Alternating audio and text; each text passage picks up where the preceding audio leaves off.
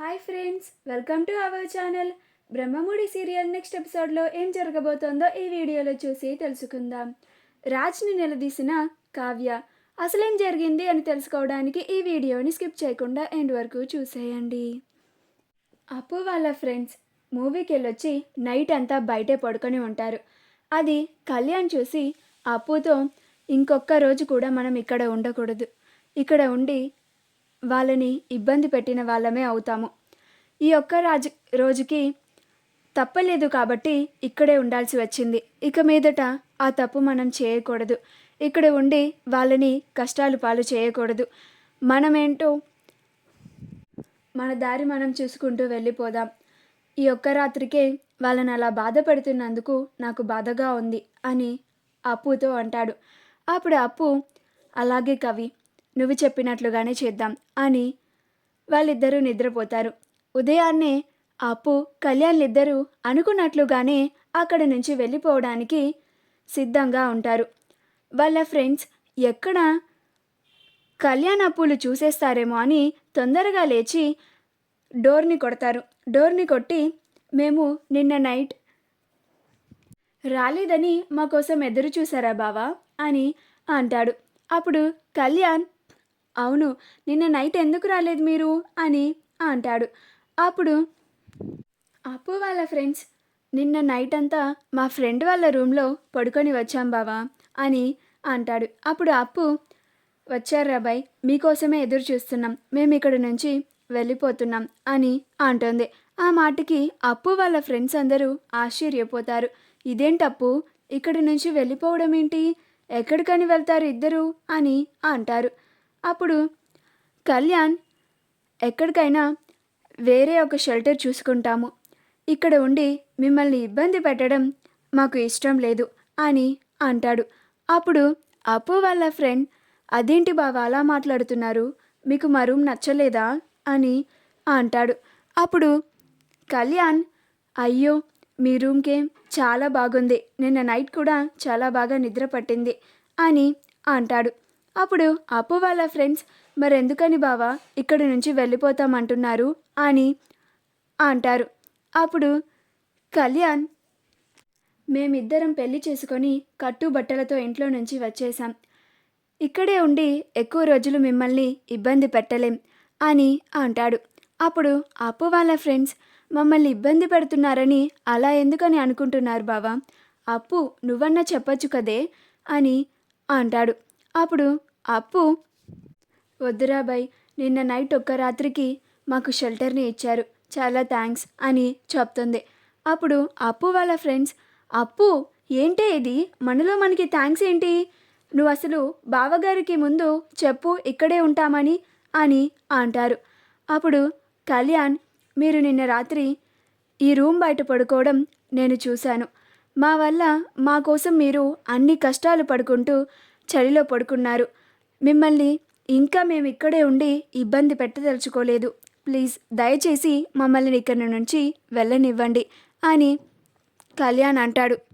అప్పుడు అప్పు వాళ్ళ ఫ్రెండ్స్ వాళ్ళిద్దరికీ అసలు నిజం తెలిసిపోయింది అని ఆశ్చర్యపోయి, అబ్బా, ఏదైతే అవ్వకూడదు అని అనుకున్నామో అదే జరిగింది అని ఒకరి మొహాలు ఒకళ్ళు చూసుకుంటూ ఉంటారు.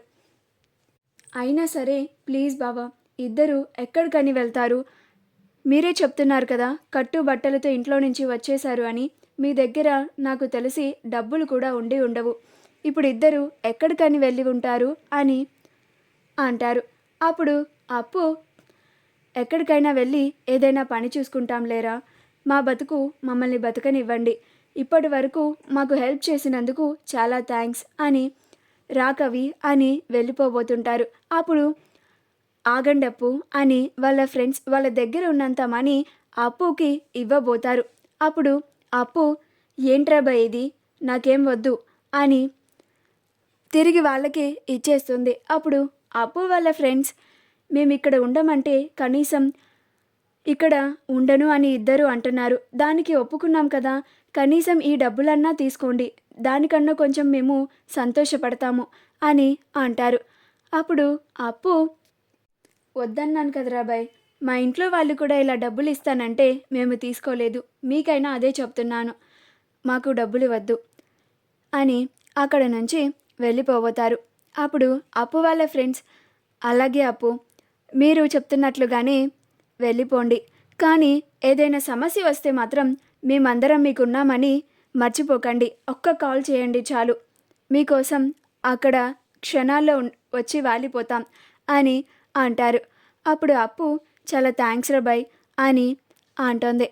అప్పుడు కళ్యాణ్ కూడా మీ అందరికీ చాలా థ్యాంక్స్, మాకు చాలా హెల్ప్ చేశారు అని అక్కడ నుంచి వాళ్ళిద్దరూ వెళ్ళిపోతారు. అలా అప్పు కళ్యాణ్లు ఇద్దరు అక్కడ నుంచి బయటికి వచ్చేస్తారు. రోడ్డు మీద ఇద్దరు నడుచుకుంటూ వెళ్తూ ఉంటారు. అప్పుడు అప్పు, ఇప్పుడు ఎక్కడికి వెళ్దాం రా కవి అని అడుగుతుంది. అప్పుడు కళ్యాణ్, నాకు తెలీదు అప్పు, మన గమ్యం ఎటువైపు చూపిస్తుందో అటువైపే అలా నడుచుకుంటూ వెళ్ళిపోదాం, ఏదో ఒక దారి అదే దొరుకుతుంది అని అంటాడు. అలా అప్పు కళ్యాణ్ ఇద్దరూ నడుచుకుంటూ వెళ్తారు.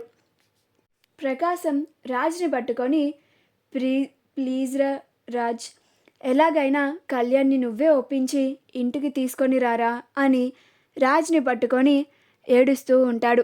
అప్పుడు ధాన్యలక్ష్మి, చూసారా అండి, ఈ ఇంట్లో ఒక్కళ్ళైనా కళ్యాణ్ ఇంట్లో నుంచి వెళ్ళిపోయాడని బాధపడుతున్నారా? అసలు వాడిని ఈ ఇంటికి మళ్ళా తీసుకొని రావాలి అని ఒక్కళ్ళకైనా ఉందా అని అంటుంది.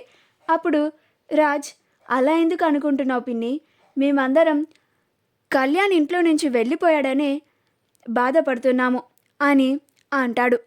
ఎలాగైనా సరే నేను కళ్యాణ్ అప్పులని ఒప్పించి ఈ ఇంటికి తీసుకొని వస్తాను, మీరు బాధపడకండి అని అంటాడు.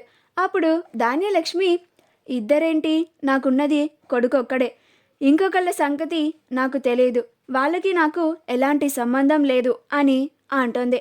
అప్పుడు కావ్య, అలా మాట్లాడతారేంటండి, అప్పు మీ కోడలే కదా అని అంటుంది.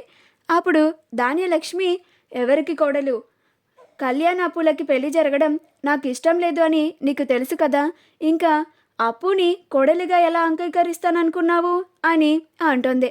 అప్పుడు కావ్య, విన్నారు కదండి, ఇందుకే నేను అప్పుకి కళ్యాణ్లకి పెళ్లి జరిపిస్తాను అంటే నేను ఒప్పుకోనిది. ఇప్పుడు వీళ్ళకి మీరు సమాధానం చెప్తారా, లేక వీళ్ళకి సమాధానం కూడా నేనే చెప్పుకోవాలా అని అంటుంది.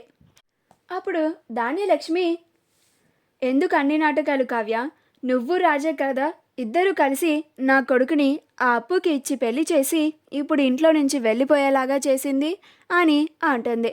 అప్పుడు కావ్య, వింటున్నారు కదండి మీరు, అయినా ఒక్క మాట కూడా మాట్లాడారేంటి అని అంటుంది. మా వీడియో కనుక మీకు నచ్చినట్లయితే లైక్ చేయండి, షేర్ చేయండి, మా ఛానల్ని సబ్స్క్రైబ్ చేసుకోండి, పక్కనే ఉన్న బెల్ ఐకాన్ని క్లిక్ చేయడం మాత్రం మర్చిపోకండి.